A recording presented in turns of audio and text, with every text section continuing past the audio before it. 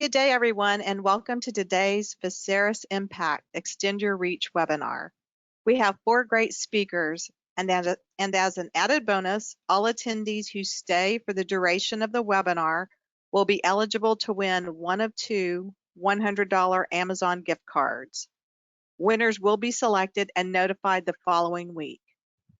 Before we get started, I'd like to go over a few housekeeping items so you know how to participate in today's event. Here's a quick review of what you'll see on your screen. The viewer is to the left of your screen where you see the presentation. To the right is a control panel where you can ask questions.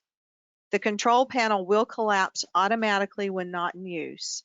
To keep it open, click the View menu and uncheck Auto Hide Control Panel. You will have the opportunity to submit text questions for each presentation by typing your questions into the questions pane of the control panel. You may send in your questions at any time, and we will address them during the Q&A session at the end of today's webinar. In a couple of days, you'll receive a follow-up email that contains a recording of the webinar along with the contact information for each presenter. So if you have additional questions, you can reach out to them directly. With that, I'll turn it over to Veseris Director of Marketing, Andrew Asir, to get us started. Thanks, Chris, and welcome everybody. Glad to have you join us for this episode of Extend Your Reach. So we're going to be spending some time with some key supplier partners of ours. And just as a reminder, at Veseris for us, our vision is to be your preferred choice, whether you're a customer, a supplier partner, or one of our employees. That means top of mind. When you have challenges or issues, we want to help partner with you and work with you as we protect and enrich the environments where we live, work, and play. By putting people first, we guide customers forward, empowering mutual success. So here's the agenda for today. The goal is always to help you learn about products and services, best practices around some of these products' best use, so that you can extend your reach and grow your business and thrive. We've got 4 key topics that we'll be reviewing. First with MGK, talking about your cockroach bait insurance policy. Then we'll turn to Insecto and the future of mosquito control. And then we'll also spend some time with Santa Fe dehumidifiers, talking about understanding real dehumidifier capacity. And then we'll finish it off with labelsds.com, talking about how you can simplify the management of your label and SDS. There'll be about 15 minutes per topic. We would ask that you hold your Q&A, certainly put those into the chat function, as Chris mentioned. We will absolutely have time to go through those. And then, as Chris also mentioned, staying for the duration makes you eligible to win one of 2 $100 Amazon gift cards. Now, for any colleagues that may have missed this session, or if for some reason you do have to drop, you will get an email with a link to this, so you can always learn about these fantastic products later. Again, for us, the goal is to help you grow.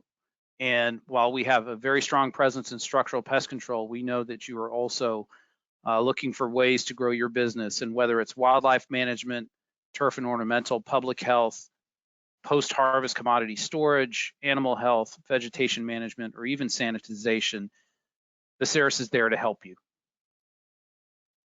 So with that, I'm going to turn it over to Christy Jones. She'll be our first presenter today. And I'll give you just a quick bio for her as I get everything set up for you, Christy.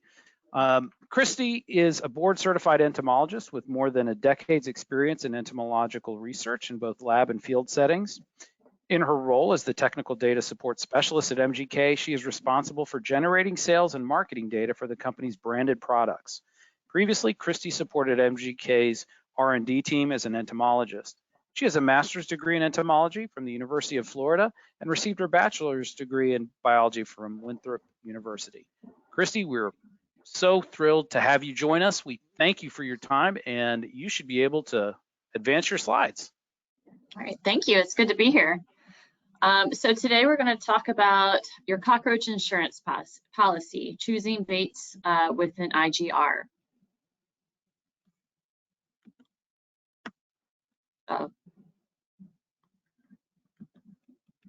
I cannot. Here, let's give this a try. Hold on one second.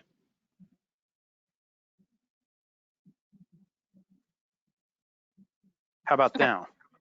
I still cannot move my slides. So I can just say There you go. next. Yeah, or I saw you just move the cursor. See if you can try one more time for me. Okay.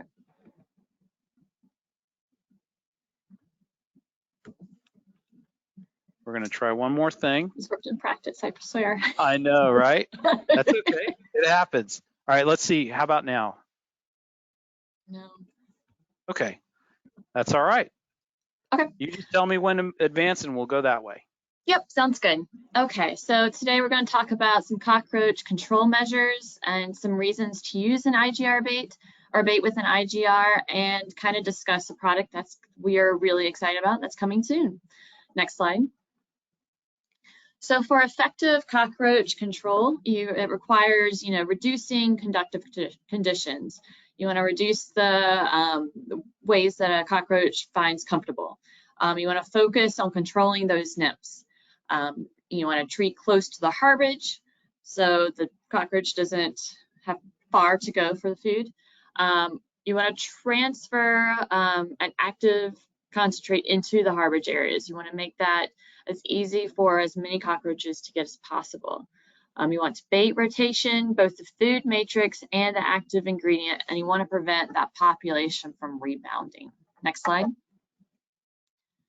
So this is a study survey from the PCT magazine. They show that gel baits and residual pesticides are the majority of the control measures that PMPs use, and IGR is kind of a third way that people are controlling, or PMPs are controlling cockroaches.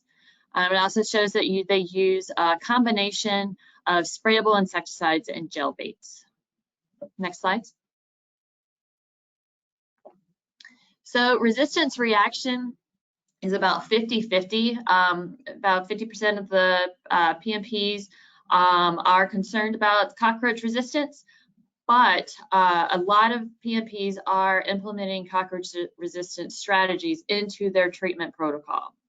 So even though 50% are not so worried about it, they're still taking measures to prevent cockroach resistance. And they do this by, rotating baits, either quarterly or every 6 months or annually. Next slide. So in the 90s or 80s, we discovered that there was an aversion to the cockroach baits that were currently being used. We discovered that it wasn't necessarily active ingredients, but it was an inert ingredient that the cockroaches were avoiding, specifically the glucose. The glucose was tasting bitter rather than sweet, and they didn't particularly enjoy that. We also found out that aversion was actually genetically based. So those cockroaches that had that aversion were passing those genes down to their offspring. Next slide. So what did we learn by this? We learned that an overuse of any product does lead to resistance. And multiple modes of action became the standard, and bait rotation became a common practice. Next slide. So the problem is that sometimes baits don't always achieve 100% kill. Either the cockroach gets a sublethal dose because it's interrupted during the feeding, they develop a metabolic resistance, or a bait version continues. The result is that those remaining cockroaches can repopulate the colony. Next slide. So if you include a bait with an IGR, that IGR prevents insects from becoming mature breeding adult, prevents those lower instars from molting from one instar to another, and it prevents those immatures from becoming breeding adults. Now, if the adults are exposed to IGRs, they lay fewer and less viable eggs. So if the IGR affects all stages of the cockroaches. Next slide. So when you use an IGR or a bait with an IGR, such as pyriproxyfen, surviving cockroaches don't reproduce. It keeps the population from rebounding. And the pyriproxyfen is actually transferred to the harbage to kill those roaches that don't forage, those first instars and those gravid females. NiGuard is a long-term transferable control as a resistance tool because those cockroaches cannot pass down those resistant genes to their offspring. Next slide. So MGK's current bait family is the Vendetta cockroach bait, which is used for general maintenance. Click. Yep. Vendetta Plus, which contains an IGR, and we recommend that for medium infestations. And Vendetta Nitro, that also contains an IGR and is used for heavy infestations or cleanouts. Now we want to welcome to the family Vendetta 360. This is a rotational bait that can be used for any bait matrices.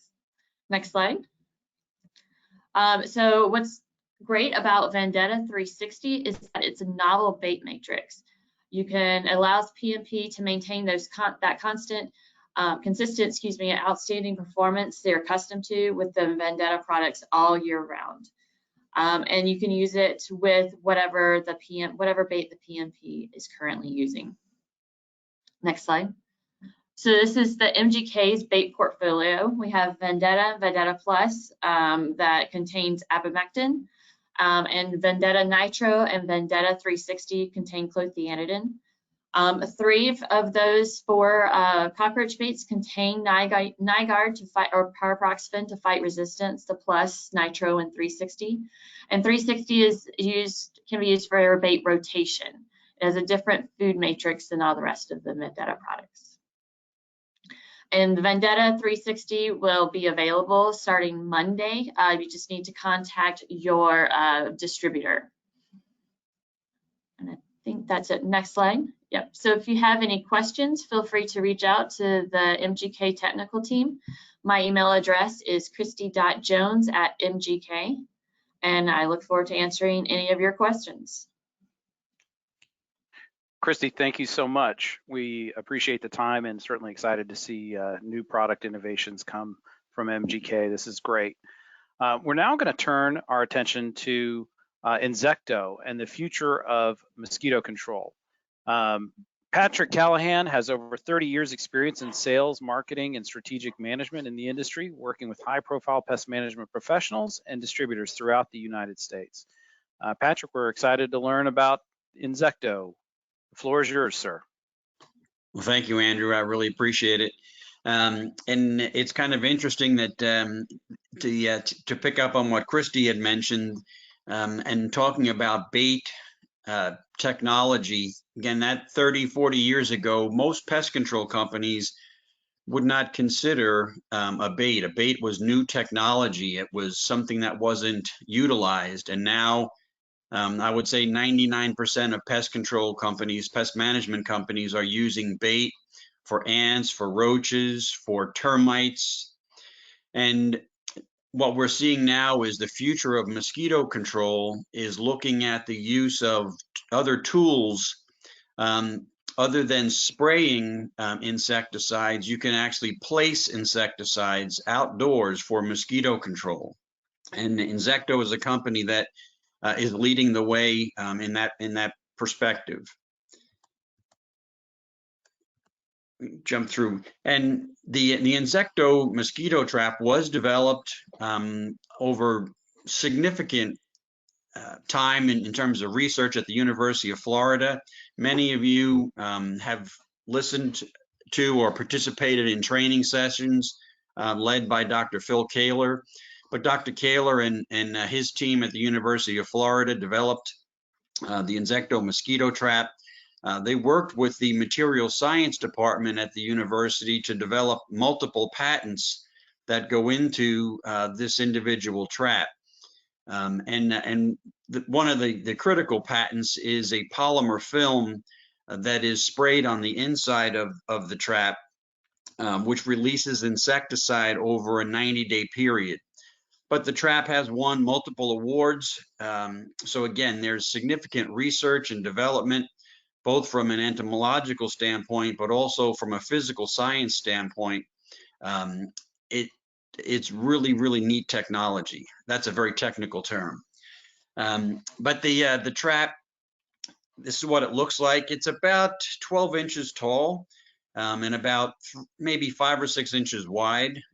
Very easy to conceal, very easy to place for the technicians. The trap is made of recycled plastic, and it is a number 2 recyclable. So in terms of your environmental profile, this device is a recyclable material. It is eco-friendly for humans, pets, birds, fish, and aquatic life. The polymer film is sprayed on the inside of the trap. So technicians, the homeowners, the customers, themselves, their children, their pets, non-target animals, or raccoons or possums, anything that would come into the area, no one is contacting any insecticide because it's all on the inside of the trap. The trap does not attract non-target species, so in terms of pollinator protection, it's a really significant advantage and a improvement for mosquito management.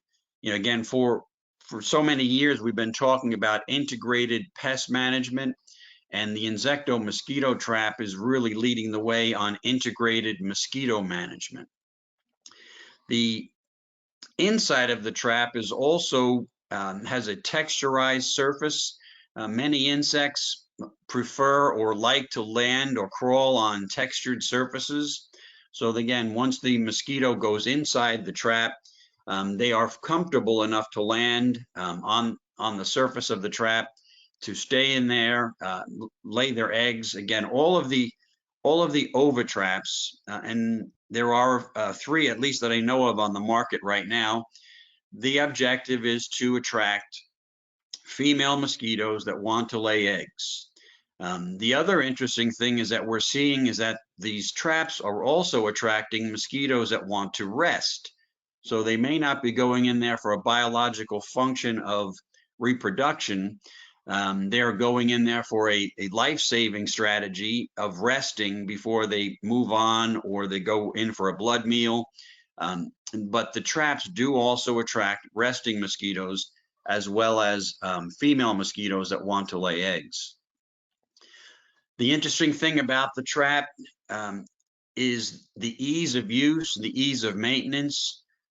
The way you activate the trap is you add a pint of water to the trap, and then you're done. You need to secure it. I highly recommend this. You secure the trap with either a zip tie or fishing line or some other type of device so that the trap does not move. Again, the polymer film on the inside is designed and patented to release 2 insecticides. So it's actually 2 insecticides. Very interestingly enough, Chrissy talked about pyriproxyfen, an insect growth regulator. So there is pyriproxyfen in the polymer film, and there is also permethrin in the polymer film. So those 2 insecticides are released over a 90-day period. After that 90-day period, the trap is placed in a recycling bin. It's not garbage, so it's recyclable.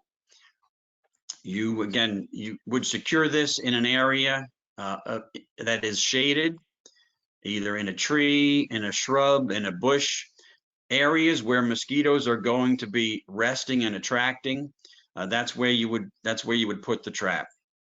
Inside the trap, some people believe that there is a little tea bag, a little sachet in the trap, and that contains no insecticide. What's in there is a leaf infusion, and it's in there to produce the odor of stagnant water, and also it then provides a food source for the larvae.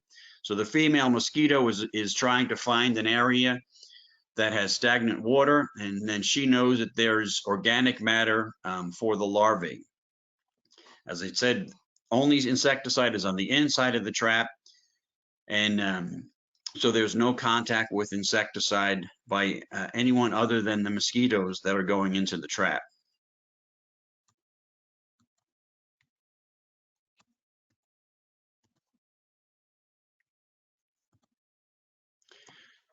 So again, as I mentioned, that you have 2 insecticides that are in the trap, dual action technology, a permethrin.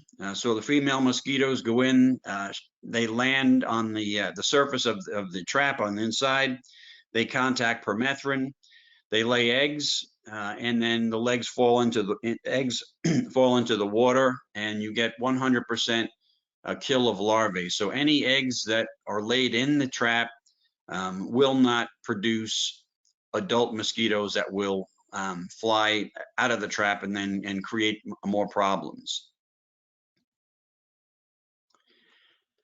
The pest control companies that have utilized the Insecto mosquito trap, the reason they really like the trap, some of the advantages, are really quick deployment of the trap. It's a convenient size. It's easy to install. You only need a pint of water. It requires low maintenance. There's no personal protective equipment required. You don't need masks. You don't need gloves. There's no allergens associated with it. So again, also they fit very well on service vehicles. The service vehicles keep getting smaller and smaller. So this does provide the advantage of being able to actually utilize cases of the traps and fit very well on service vehicles. So that's just something to think about, that these do provide a real benefit to the technician in terms of space taking up in the vehicles. You do get population reduction very quickly. Certainly one option, if any of the folks on this call are currently using other overtraps on the market, you could tank mix, so to speak, Insecto traps with other traps, because these work much faster than any of the other traps on the market. Again, they are small and conspicuous. They're easy to hide in the customer's property. So again, a lot of good feedback from pest management technicians that are utilizing the traps. We get the question all the time, how many traps do you need on a property for each customer? It's really difficult to give an answer, but generally 2 to 4 traps per home. We often use the terminology 1 trap per 1,500 square feet. People do say, the question we got, do we put these near where people are? And the answer to that is yes, because if people are out on a patio or a deck, the mosquitoes are coming anyway because of the carbon dioxide that you're breathing. And if you're out on your patio cooking, one of the byproducts of combustion is carbon dioxide. So when you have your Weber grill going, you are calling mosquitoes in on the dinner bell. So the mosquitoes are coming anyway. So you might as well have a trap near where the people are. So if mosquitoes want to rest before they come in for a blood meal, they have a place to go. Now we did have a lot of questions, and also just furthers the fact that Insecto is really in tune with research in the marketplace. And we'll kind of run through this really quickly. We'll get down to the bottom line that, some people say, well, won't mosquitoes lay eggs in other places on the property? And the answer is yes. Not every mosquito is going to go directly or only to the Insecto mosquito trap. But we did, the University of Florida, we contracted with Dr. Kaler and his team. They conducted some additional research last year, and they gave a choice test in a cage situation between the Insecto trap and another container, both within the treated cage. Basically, the results showed an almost 10x preference to go into the Insecto trap. Part of that is because of the color. So black and red are the 2 colors. There's a bit of research going into the colors that do attract mosquitoes. So the fact that you have the black and red color, and then you have the sachet with the leaf infusion, the female mosquitoes are preferring to go to areas where they can smell the stagnant water. So the answer is mosquitoes will go and lay eggs in other parts of the property. But again, the preference, it's almost 10x times the number of mosquitoes. If they had a choice, they would go into the Insecto mosquito trap. And then, of course, all the eggs that were laid into the mosquito trap, was 94% reduction of the eggs laid, and 100% in the Insecto trap. One of the things that we talk about in terms of the transition in the industry, almost every liquid insecticide has a pollinator protection statement on the label. And the major issue there is, mosquitoes are out at the same time as flowers are out and pollinators are out. What utilizing the Insecto mosquito trap does, it allows you to place insecticides in areas where you can't spray insecticides. So where there's flowering plants, shrubs, trees with flowers on them, you're not allowed to spray insecticides anymore for pollinator protection. For decades, there had been setbacks from water on residual insecticides. So the use of the Insecto mosquito trap allows you to make applications of place insecticides instead of in those times when you're not allowed to spray insecticides. Again, I had mentioned that the trap itself is 100% recyclable. It's a number 2 recyclable, the same as a milk carton. So you're not producing waste. And that is a question that we get. What do we do with the trap after the 90 days? You put it in recycling, and then you put out a new trap. You add a pint of water to it. Actually, I might encourage you to take the water from the old trap and pour it into the new trap, because the dirtier the water, the better. That will add to the attraction of mosquitoes that will be coming into the new trap. And then when do you place traps? Honestly, all year round. This would be a perfect time. The fall going into the winter would be a perfect time. Many mosquito species do overwinter in the egg stage. We've asked Dr. Kaler about that. He said there's not a whole lot of biological history on that, but there is a significant a tendency for the female mosquitoes to go into a situation they want to lay as many eggs as possible. So placing the traps in the fall and early winter is key for the next year to reduce mosquito populations within your customers. And then again in the spring and the summer. Again, we've got a pretty significant number of testimonials. You can go to our website and you can see a testimonial from Atlantic Beach, Florida. It's in the Jacksonville area. But there was a major facility in Florida that was having issues with mosquito management. They utilized the Insecto traps, and they actually had gotten the issues down to 0 in terms of complaints. Some of the other testimonial is from Florida, because obviously that's one of the places where you get some pretty significant mosquito pressure year round. And I think I've gone through my time, and I really appreciate everybody being here. Pat, thank you so much. Very informative. We appreciate that. So now we're going to turn from mosquito control to dehumidifiers. And I'm just going to go ahead and get Bill set up here.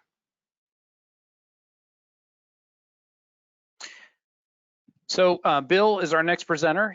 Bill Holtz is the Director of Sales for the Rescom division of Thermistor, the world leader in residential and light commercial dehumidification solutions. He started his career in the home services industry in the late 80s. He has been both a student and a teacher in the direct-to-consumer industry. Because of his well-rounded background, he understands the challenges contractors face, as he has faced them himself. Bill, thanks for being with us. You have the floor, sir. I appreciate it. Thank you very much. So when we talk about dehumidifying a crawl space, it all starts with getting that crawl space sealed. So once that crawl space has been sealed, and sealed means many different things to many different people, but I'm going to say that there's some type of a vapor barrier down in the crawl space has been sealed to some degree. Some companies do a very basic job, some companies do a very robust job, but once that's done, what next? What do we have to focus on next? Well, we've got to decide how we're going to seal up that crawl space. And we'll have some that'll say, well, I do such a great job of sealing that crawl space, no moisture is going to come in there. That absolutely is not accurate. There is going to be moisture that's going to make its way into that crawl space. It's going to come through the vapor retarder. It's going to come through the seals. It's going to come through the seams. It's going to come just from negative pressure being placed in that crawl space. You're going to get moisture in that crawl space. So to pretend that that's not going to happen just isn't realistic. It's going to happen, and we need to figure out what we're going to do, because if we don't, we're going to end up with moisture getting trapped in there. That's going to lead to rotting of the wood. That's going to lead to potentially problems with their floors. That's going to lead to issues with their cabinetry, even in their house. Then we know that if we've got an area where we've got a lot of moisture, that we're going to get pests as well. So the pests are going to want to get into that environment, and then it's going to be very easy for them to hang out in there once it's encapsulated.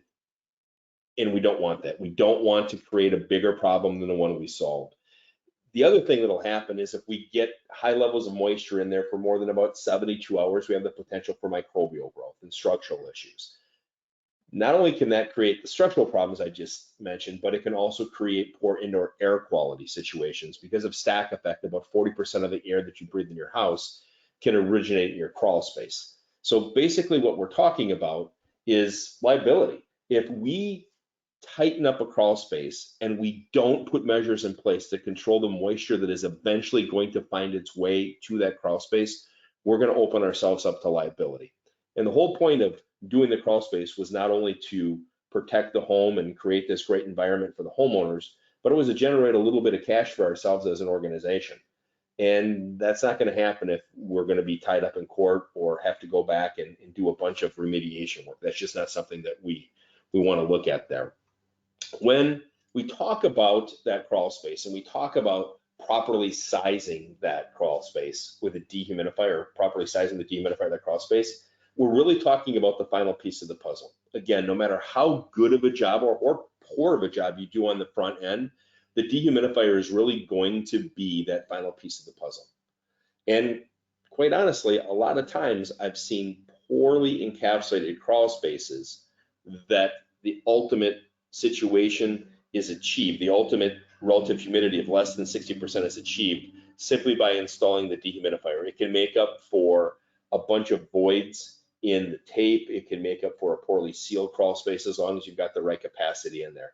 I'm not telling you not to do a great job of encapsulating your crawl spaces. I want you to do a fantastic job, but should you encounter a crawl space that hasn't been done as good as it could have been, you have the ability to still salvage that situation by installing the properly sized dehumidifier. So when we talk about what that looks like, we're talking about basically making sure that there's an outlet that's going to be down there and making sure that that dehumidifier is going to be large enough to take care of the problems that may exist in that crawl space from a moisture standpoint. Quite honestly, it's the easiest part of the job and it's extremely profitable for you. When we think about all the time and effort that goes into encapsulating a crawl space and how hard it is and the conditions that we're working in on the front end of that crawl space, when we have to clean it out, we've got to get all the liners and everything down there, putting this dehumidifier in at the end of the day is a piece of cake. We're working in a clean environment. Generally, we're going to have some lighting that's going to be improved down there as a result of a white liner. It's something that's really easy. And again, as I said before, it's very profitable for us. The good part of it is not only is it profitable for us, but there's a lot of things that can happen to the benefit of the homeowner if we put in a properly sized dehumidifier. We can virtually protect them from having microbial growth down there if we can keep the relative humidity under 60%. As a result of that, we're going to have a very green pest control method put in place. So if we can keep that relative humidity low, there's going to be a much lower chance of them having any type of pest infestation down there. The odors are going to be diminished if we put in a properly sized dehumidifier. And then the comfort levels in the living area should also be improved because we won't have all those high levels of moisture coming up into the house, which should also protect the wood.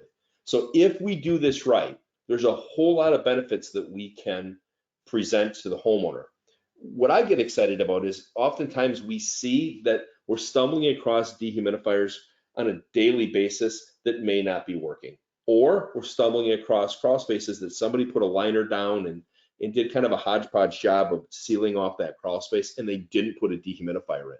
If we simply keep our eyes and ears open and we look for those opportunities, and we can find one dehumidifier a week, and you run a 40% margin on this, and all you did, weren't even in the encapsulation industry, you were just going to be part of the dehumidification industry, and you were going to replace dehumidifiers that are failed, or put dehumidifiers in applications that should have had them originally. You can add over $100,000 to your top line and almost $50,000 to your gross profit dollars. This is something that you should definitely consider doing. It's also going to give you an opportunity to increase your maintenance contracts. And when we talk about the maintenance contracts on these, guys, you're already in the house. You've got customers that have chemical sensitivities. This is a great way to talk to them about properly sizing and properly installing a dehumidifier and a green pest solution. This is zero capital investment on your part, so it creates awesome cash flow and great margins. It'll really help to increase your average ticket as well. It'll establish you and your team as an expert, and you'll actually be able to pick up where somebody else left off, and you're on the site. So why not just mention it to the customer, have one on the truck, be ready to slap it in. There's zero additional overhead, and you can really increase your profitability on that job by doing this. But we've got to be careful that we don't put in a dehumidifier that's undersized. It's easy to undersize a dehumidifier. So what we really need to focus on is how much humidity is in that space. Dehumidifiers do not solve what I call bulk water conditions. So if you've got standing water down there, you've got to figure out where that's coming from. Is it coming from poor grading? Do they have a leaking pipe? Whatever the case may be, it's not going to take care of that. You've got to have them fix that problem first. We have to take into account the size of the crawl space.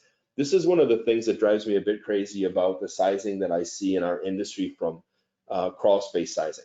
We're talking about cubic feet. We're not talking about square footage. So square footage is a singular plane. If I've got a 1,500 square foot crawl space and it's only a foot tall, I've got 1,500 cubic feet. If it's 3 feet tall, I've got 300% more space that I've got to dehumidify. And then in some areas, our crawl spaces are basically mini basements without a slab. So we just have to be sensitive to what we're talking about in terms of sizing of this dehumidifier, and we don't undersize it. The other thing that you need to be made aware of is that temperature has a huge effect on how you size your dehumidifier.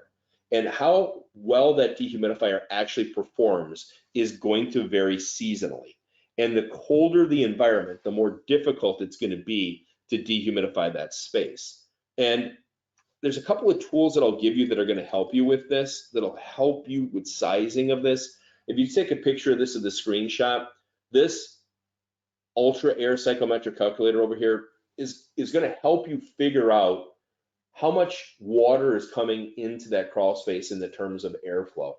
I'm not going to get into the science and the weeds on this right now, but I'll just tell you that if you've got a basic 3 foot tall crawl space and you've got 1,600 square feet, if you had a really, really, really tight house, you'd have about 3 air exchanges per hour in a house. Let's say that you did just an incredible job of sealing off that crawl space and you only had 0.25 air exchanges per hour in that crawl space.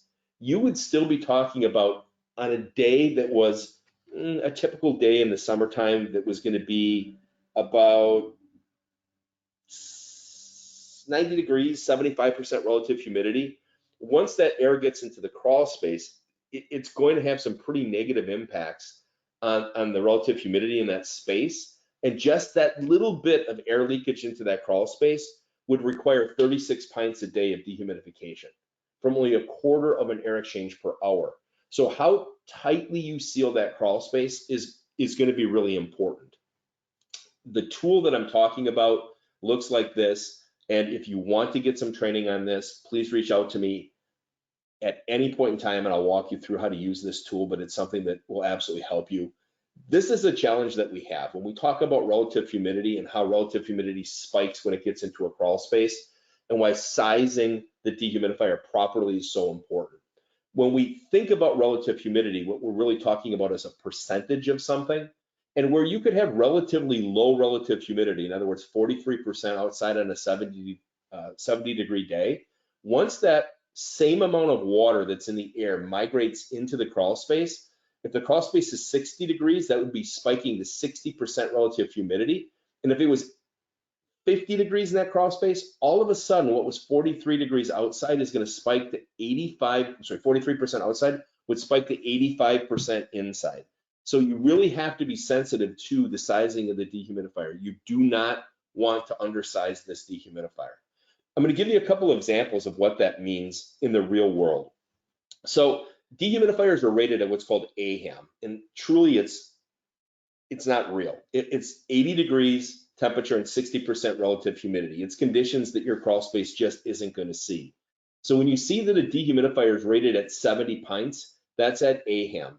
What I want to point out is that there's two standards for rating dehumidifiers. There's a whole home standard, which is 7360. And then there's what's called a portable standard, and that's 6560. We believe that the crawl spaces are going to see 6560 portable conditions. So we test our units to the portable standards. And you'll see that a 70 pint dehumidifier on the tag, once it hits 6560, it's only a 40 pint dehumidifier. So it's really easy to undersize a dehumidifier. You need to speak to whoever the manufacturer is that you're doing business with, and you need to fully understand how that dehumidifier is actually going to perform when it sees these cooler temperatures. That's something that's very important. So whether it's a 70 pint unit or all the way up to 155 pint dehumidifier, we're going to have you covered there. We've got the smallest units out there, we've got the biggest units out there, and we even have a unit that you could use in a finished basement when you encounter finished basements. That's super easy for you to put in. That's an in-the-wall dehumidifier. So just keep your eyes and ears open, but fully understand what happens to the performance of a dehumidifier once it starts to see colder conditions. The performance of the dehumidifier drops pretty quickly. We're here to help you out. We've got fantastic products. We've got fantastic warranties. We've got fantastic customer service. We're here to help you out in any way we possibly can. If you decide that you want to learn more about dehumidification, you want to learn more about crawl space encapsulation, we actually have a class that we partner with that would help you out. And that class is conducted a couple of times a year. It's a couple of day class, and it'll walk you through everything that has to do with crawl space encapsulation. It'll help you out with your sizing as well. So we'd love to be able to help you out with that as well. When we talk about resources, you can go to our website. You'll find all kinds of information that'll help you out with picking the right dehumidifier on our website. All the spec sheets are on there. All the product information is on there. We actually have a dealer locator. If you are a Santa Fe loyalist, then you would like to be listed on our website, we've got a where to buy section where you can sign up. And when consumers come to our website and they're looking for contractors to install dehumidification products, we would point you in that direction. If you have any questions on anything at all, I'd love to help you out. And with that, I should be right at time here. So thank you guys very much. Bill, thank you so much. Yes, folks, if you do have any questions, please be sure to put those in the chat, and we will make sure we have time to address those. So we're now going to turn over to Chip Hughes, the owner and CEO of LabelSDS.com. I'm going to stop sharing my screen. And Chip, you should be able to present. Let me just get you set up here. So while Chip gets everything set from his end, Chip is a second generation PMP, owned and managed one of the largest pest control companies in Jacksonville, Florida.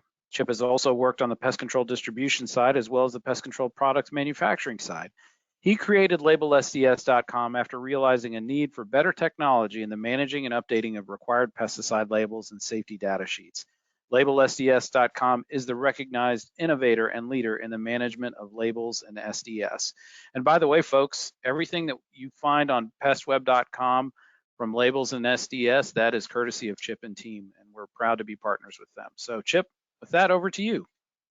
Hey, thank you, Andrew. I am glad to be here today. And you may know that the management of labels, keeping current labels and safety data sheets are important from a regulatory standpoint.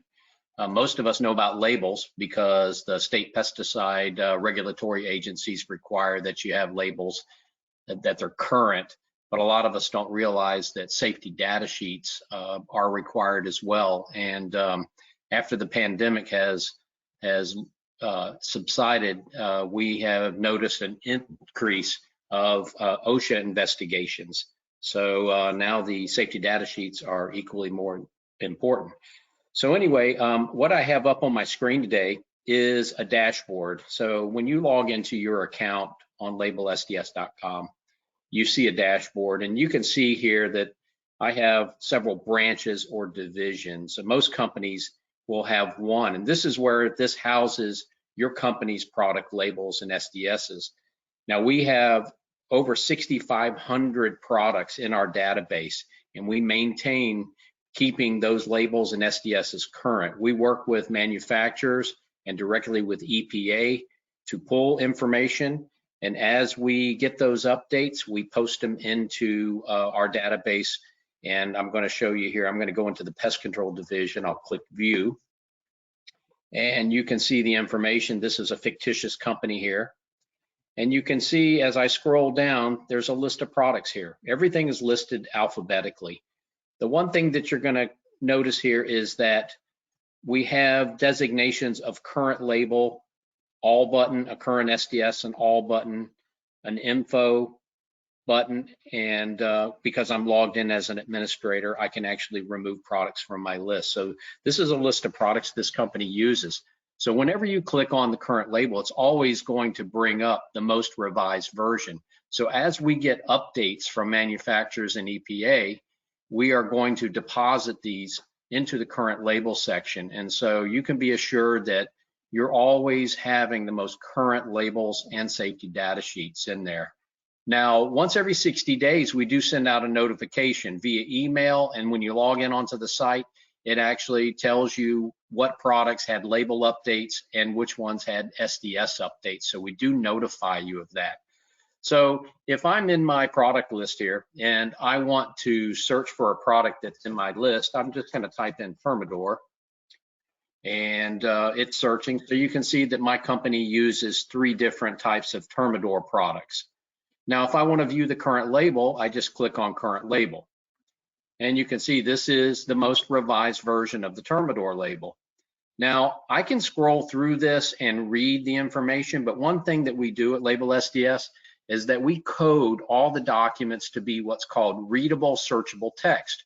So you can imagine a technician out in the field, this is a 17-page document. Doesn't really want to comb through the entire document to find some specific information. So we have the search feature that we can go in, and I can type in, I just want to look up mixing. So I type in mixing, and you can see that it takes me right to that section of the label. And so this is a nice, easy way, quick way for your team out in the field to find important information quickly without having to comb through the entire label. I'm going to go back into the branch, and I'll go back to the dashboard, and we'll go back in here, and here we are back at our product list. So one of the other neat things too is, like, if you look up under the all button here, it pulls up older labels. So if there are any supplemental labels, older labels, those documents will be up here. They are dated. If it's a supplemental label, it will tell you the subject matter of what that supplemental label is. The info sheet is a nice snapshot of information on each product. Things like registration number, active ingredient, signal word, labeled pest, use sites, a summary taken from the label, any hazard information taken directly off of the safety data sheet. So I will go back from here. So this is our label and SDS section. You know, people sometimes say, well, you know, how easy is it to add and remove products? So if you're an administrator, you have the ability to add products. Now, if you're a technician, you can view the labels and SDSs, you can text them, you can email them to clients from your mobile device, but you don't have any editing capability. But an administrator can do this. So I can click on add products, and let's just say I'm looking for an Advion product. I search the database. By the way, you can see that the ones that are faded out are actually in my database. So like if I wanted to pull possibly this mole cricket bait, I could click add, and it's going to add it to all my label books. So now all my technicians' label books are up to date. They have all our product labels in there, including the newest one. So you can imagine you're over at your Veseris branch, you pick up a brand new product, maybe it's that Vendetta 360, and you can go in here. Matter of fact, let's just go in here, Vendetta. And let's see, I'm going to add the Vendetta 360 here. And it's that easy to do. So I can do that from my mobile device. I'm just showing it to you on our website device. So if I go back into the branch, I'm going to show you a couple other features. You can see if I scroll down below the branch, I have my employees. I can have managers, administrators, and technicians. Managers really only come into play if you have separate branches. If you have physical locations, you could assign a manager to each branch, and they could edit the product list for that branch, but cannot edit the company's master list. Technicians, as I mentioned, do not have the capability to do any editing of the product list. One of the neat features too is if you do any commercial work, maybe it's restaurants, hospitality, manufacturing facilities, school districts, property management companies. Sometimes these organizations want to have the labels and the SDSs of products that are specific to their account. And so they may not want to see a list of all your labels and SDSs. They might want to see something specific. Let's take Purina, for instance. If I go into the Purina account, and then we've set this account up, and we're viewing it from the administrator from this pest company, but the manager of the Purina account can go in and view labels and SDSs at any time. And you can see I have two facilities here. I have the dry dog food plant and the wet dog food plant. If I go into the dry dog food plant, this is showing me who the manager is there, and this is their approved product list. And what's neat is the client can access this information at any time. If it's a third-party audited account, the auditor can pull this information up to show that they're compliant, that they do have the current labels and safety data sheets in there as well.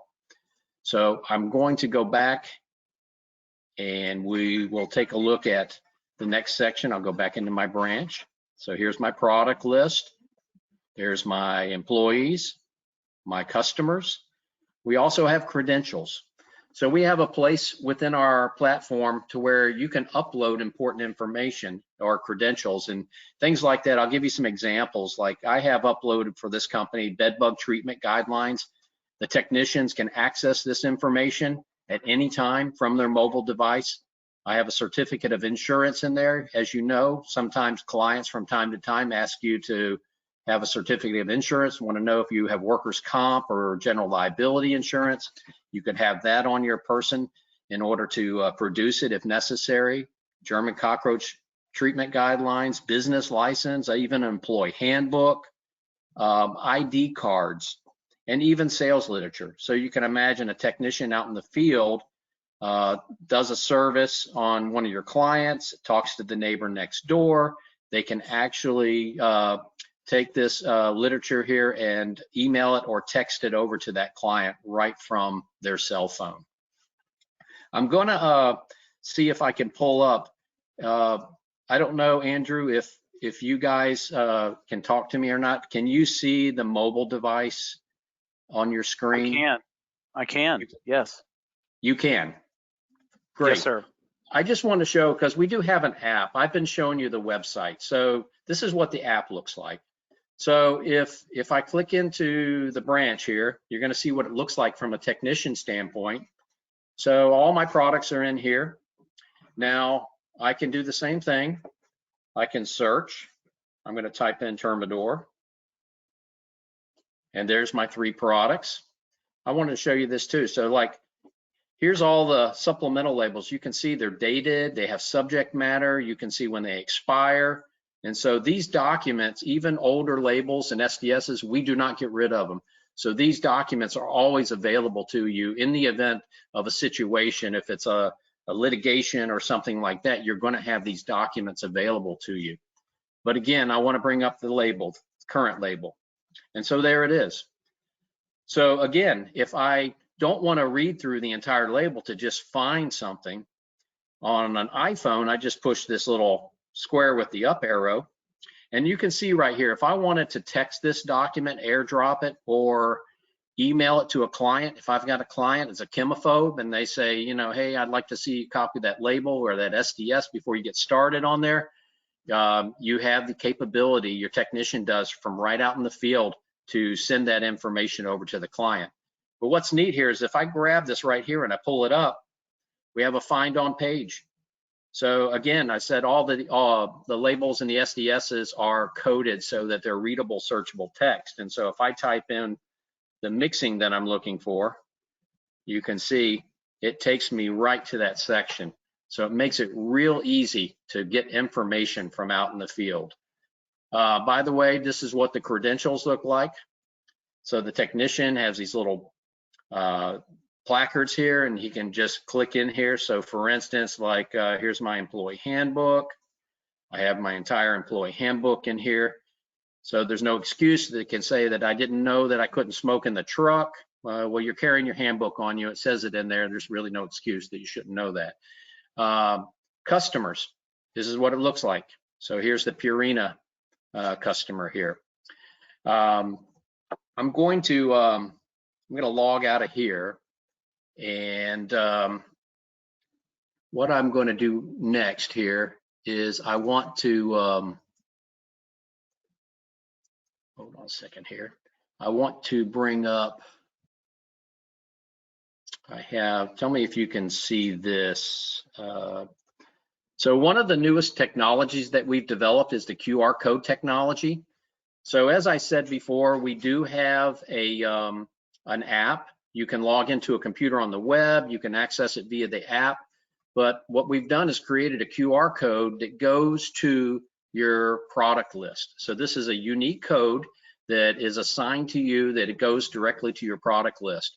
A lot of guys, what they're doing is they're carrying a 3-ring binder in their truck, and they're sliding the sleeve that we provide you, this template, and they put that sleeve on the clear, put it in the clear sleeve of a 3-ring binder.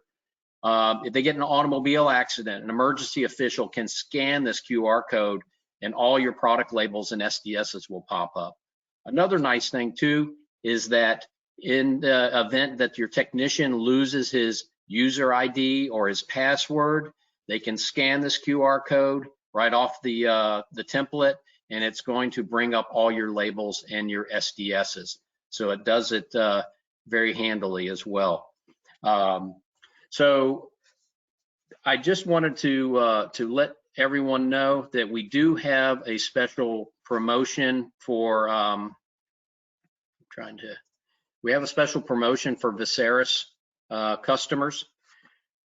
We recently had a price increase a few months ago, and so what we've done is we have saved our older pricing for Veseris customers. So if it's a 1 to 2 man company, it's $17 per month.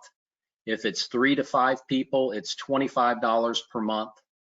6 to 10 is $30 per month, and 11 to 24 is $36. And then if you go above that, it's a flat rate of $1.50 per employee. And because of your Veseris customer, and because you're attending the seminar today, we also will give you your first month for free. We do not require a contract, so you can try it. And if you like it, you can keep it. If you don't like it, you can just call us up and you can cancel. There's no obligation. So I thank everyone for listening, and I think we're going to go to the questions portion of the presentation. So I'll hand it back over to you, Andrew. Chip, thank you so much. Yes, absolutely. Lots of great information there, and I believe Chris has been keeping tabs on questions as they've been coming in. So our panelists are ready to go. Chris, if you want to start asking some of the questions. Sure. Thanks, Andrew. First question is for you, Pat, and it's asking, is there an expiration date on the insecto or a label? There is a label. The label comes in the carton. The expiration date is also actually on there's a 2. I mean, all product have a 2-year stability, and I believe that there is a production date on the container as well. But the label is in the carton. And on the package, there is a production date, and so you've got 2-year stability minimum on the product. Thanks, Pat. Christy, here's a question for you asking, how do I know if the IGR is working? So for pyriproxyfen, you look for the twisted wings on the cockroach, and that's very much a telltale sign for pyriproxyfen that the IGR is working and that that specific cockroach is unable to reproduce. Okay, and another one for you, Christy, is asking, how do I know if I'm dealing with bait aversion cockroaches? So what you can do to determine if your cockroach population, excuse me, is bait averse, you can put, I take a business card and you can put 3 different baits on that business card and put that, under your fridge or wherever your cockroach population is harboring, and see if they choose only one bait, then that is an indication that they are bait averse. Okay, great, thank you. Chip, here's a question for you asking, does the labels.com work in an area without a cell signal? So yes, you have right now, currently, you have the capability to upload the documents. You can upload them and then you can actually store them on your mobile device so that you can have access. We are coming out with a new feature. It's not out yet, but it's going to be a single button that will do a dump download onto your device, so that if you're going to be going in remote areas, you'll be able to click that button and it will pull all that information off of your off the live site and put it into your phone. Perfect. Here's one for you, Bill, asking, can you install a dehumidifier without putting down a vapor barrier? My answer to that question would be no. You can physically do it, but you would constantly be trying to dry the earth out, so you'd be nonstop pulling moisture into that space. It would be horribly expensive for the homeowner, and it would tear the machine up in short order. Okay. Here's another one for you, Bill, asking, how will leaving a vent open impact my dehumidifier sizing? You'd have to have an infinite sized dehumidifier because you'd be trying to dry out the world. When you run that dehumidifier in the crawl space, it would constantly be sucking moisture in from outside. It works basically trying to reach equilibrium. So if you're drying the crawl space out and it's wet outside, it's going to continually draw moisture in through that open vent, and it just wouldn't work. Okay. Again, it would Thanks, be horribly inexpensive, and the machine would you'd run it into the ground. Okay. Thank you, Bill. Thank you. Pat, here's another question for you asking, will the leaf packet create an odor that humans will also smell? I guess the short answer is I know in the presentation I had talked about pouring the old water into the trap. That's I think a good thing for the mosquito. Certainly the dirtier the water, the better for the mosquito. I suspect there is a chance that someone could smell the stagnant water. So I guess it is possible. Okay.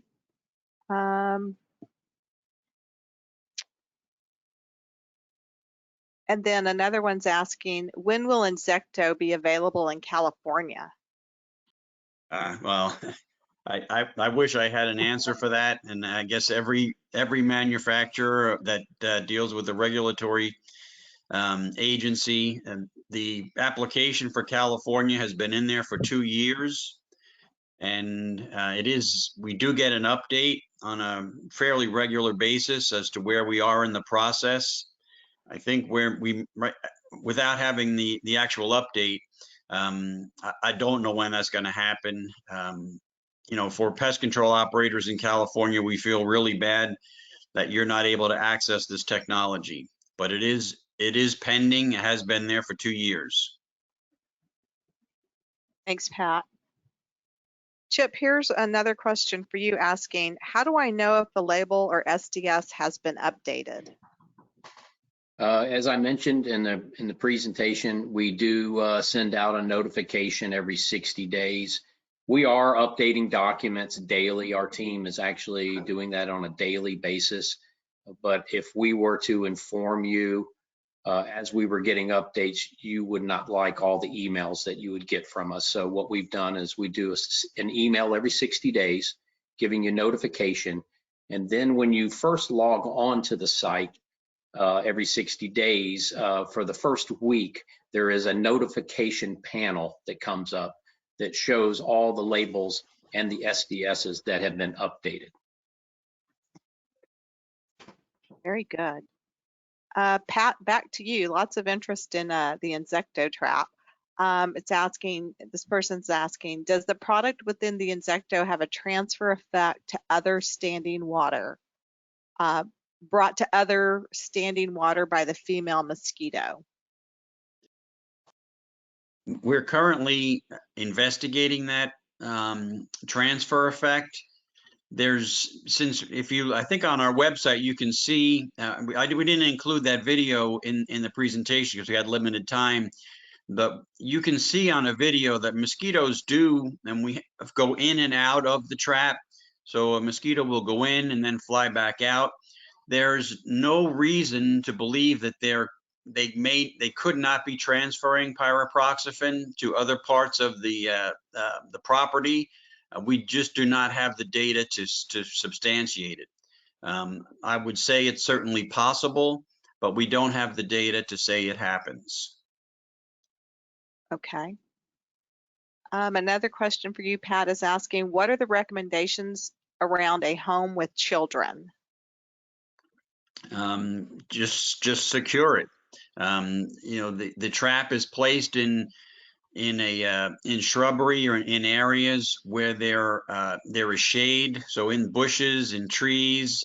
Again, I would use a zip tie or fishing line to secure it. Again, a child could touch it, play with it. I guess a child could dump the water out.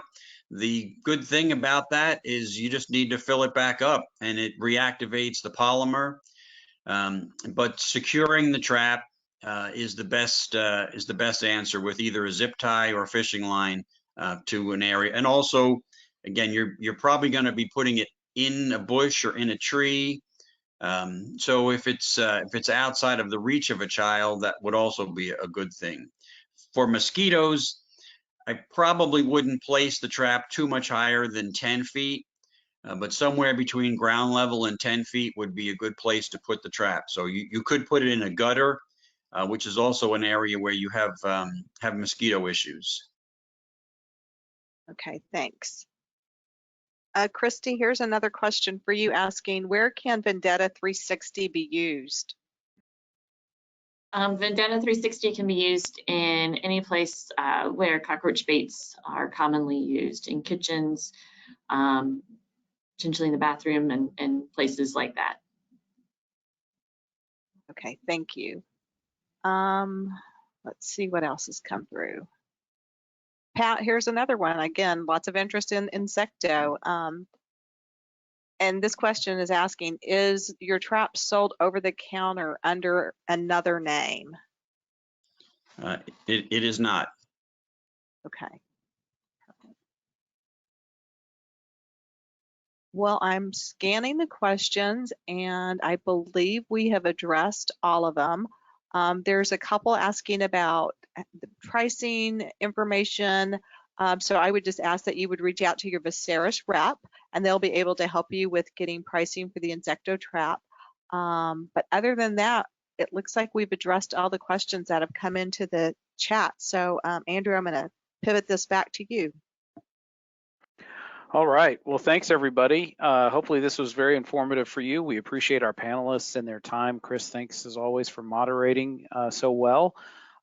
This is recorded. You'll see an email come out that will have the full recording. So be sure to share that with your colleagues, and we'll be notifying our 2 lucky winners. So thanks again, everybody. Appreciate your time. Panelists, thank you so much for joining us. And we will talk to you soon. Take care, everyone. Thanks. Thanks, Andrew. Thanks, Chris. It's been wonderful. You're Thank you. welcome. Thank you for your time.